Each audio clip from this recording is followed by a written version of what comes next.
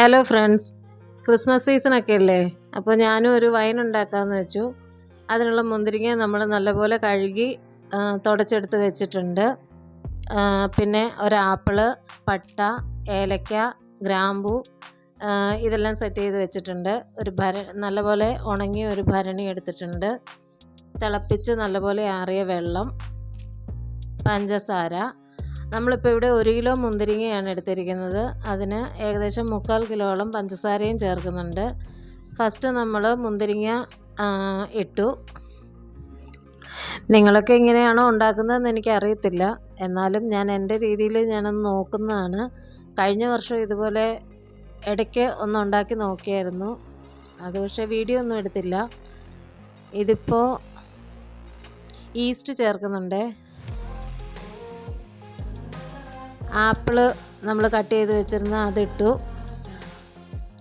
Apple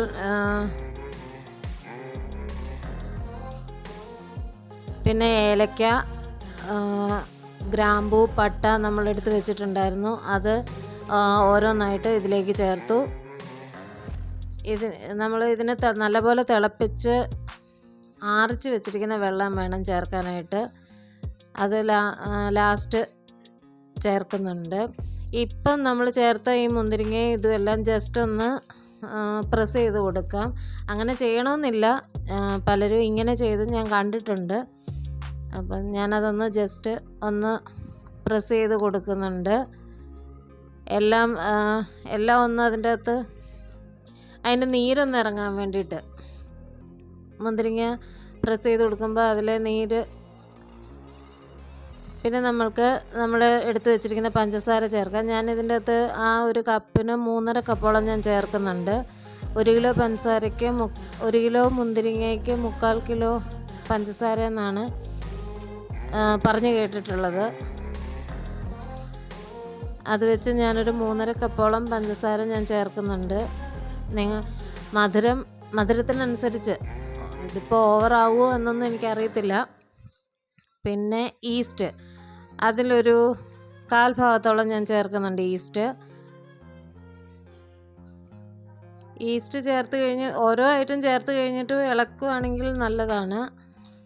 പിന്നെ ബാക്കി വന്ന മുന്തിരിങ്ങയും കൂടെ നമ്മൾ അതിൻ്റെ മുകളിലേക്ക് ചേർത്ത് കൊടുക്കുന്നു.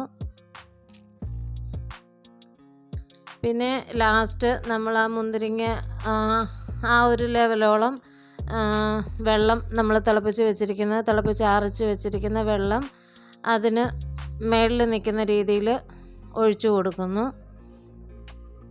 കൊടുത്ത് നമുക്ക് നല്ലപോലെ ഒന്ന് ഇളക്കി എടുക്കാം.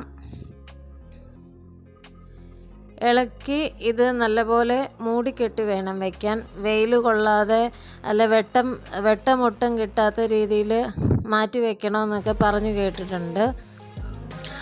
ആദ്യം നമ്മളൊരു പ്ലാസ്റ്റിക് കവറിട്ട് അതിൻ്റെ മുകളിൽ വെച്ച് അടപ്പിട്ട് മുറുക്കി അടച്ചു വയ്ക്കുന്നു.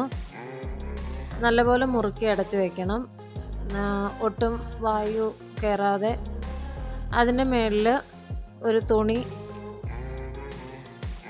തുണി വെച്ച് ഒരു പ്ലാസ്റ്റിക് ചരടോ എന്തെങ്കിലും വെച്ച് ഒന്ന് കെട്ടി അടച്ചു വയ്ക്കുക. ഇത് ഒന്നരാടം ദിവസങ്ങളിൽ നമുക്ക് സെയിം ടൈമിൽ നമ്മളെപ്പോഴാണോ, ഇതിപ്പം ഞാനൊരു 5:45 6 മണി ആയപ്പോഴാണ് ഞാനിതിട്ടത്. ഇനി ഒരു ദിവസം കഴിഞ്ഞിട്ട്, ഒരു ദിവസം ഇടവിട്ട് അത് ഇളക്കി കൊടുക്കണം. ഇതിൻ്റെ ഫൈനൽ റിസൾട്ട് ഞാൻ അന്നേരം കാണിക്കാം.